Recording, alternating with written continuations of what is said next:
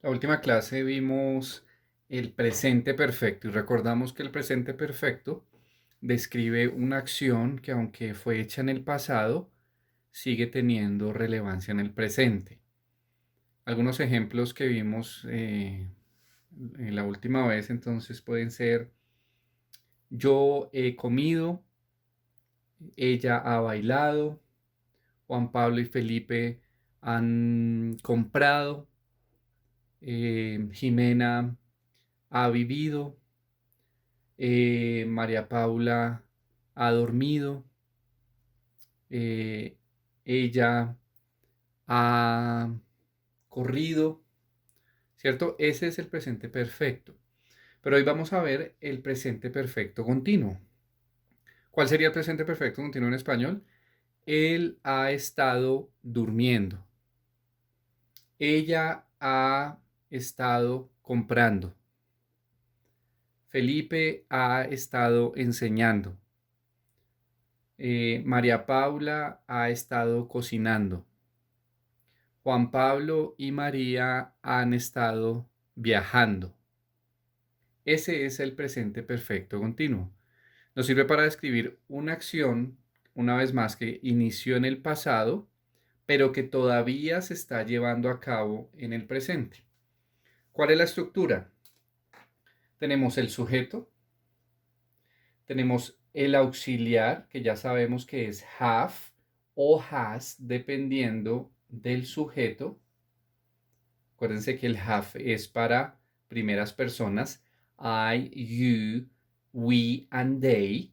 Y el has es para terceras personas, she, he and it. Dependiendo de este, vamos a usar el auxiliar. Luego tenemos el verbo to be, pero en pasado participio, más el verbo, y le ponemos al verbo el ing, que es lo que nos va a dar o lo que nos va a referenciar que sea continuo. Entonces, aquí tenemos en el primer ejemplo el pronombre o el sujeto.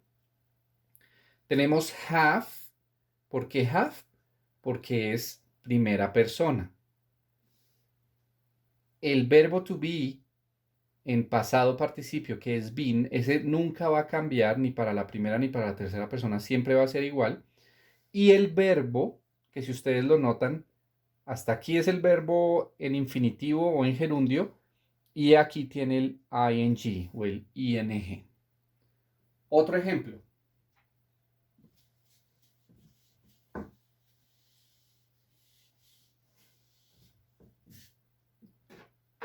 Muy bien.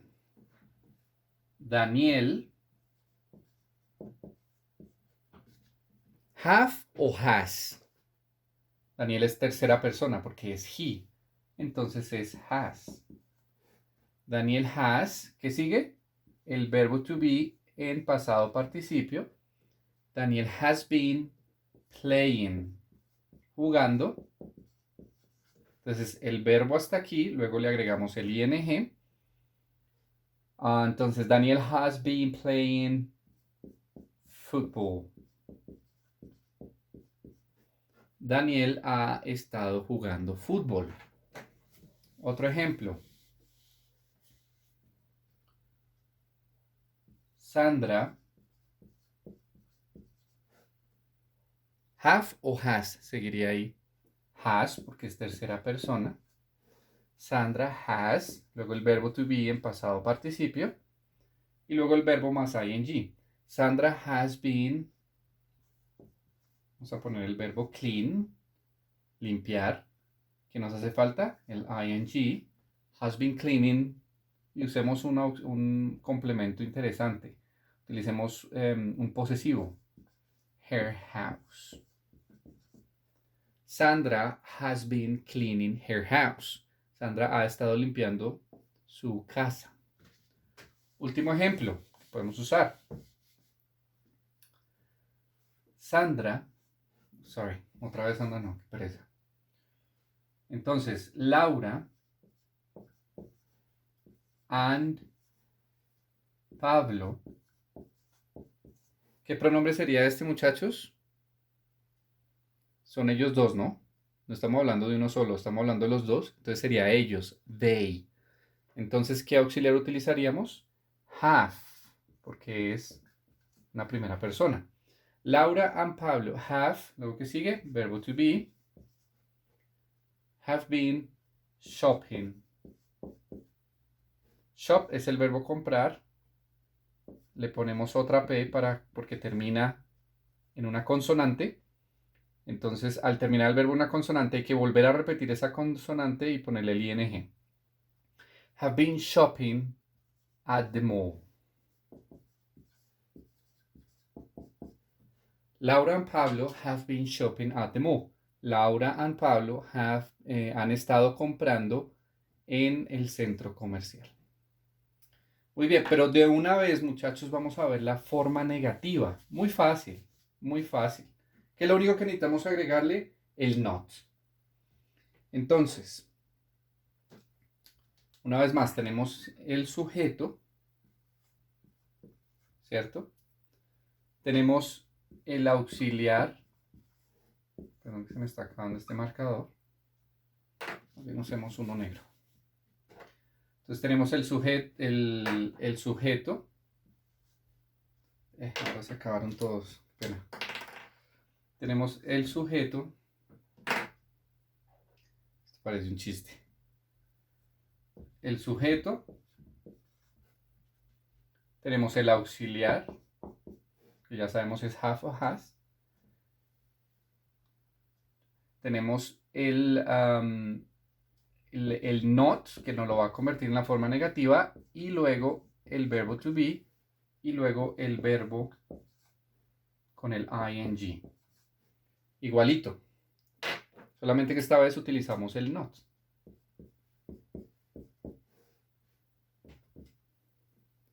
¿Cuál sería ahí un ejemplo? Muy fácil. Un ejemplo. I have. Have, ¿por qué? Porque es primera persona. I have not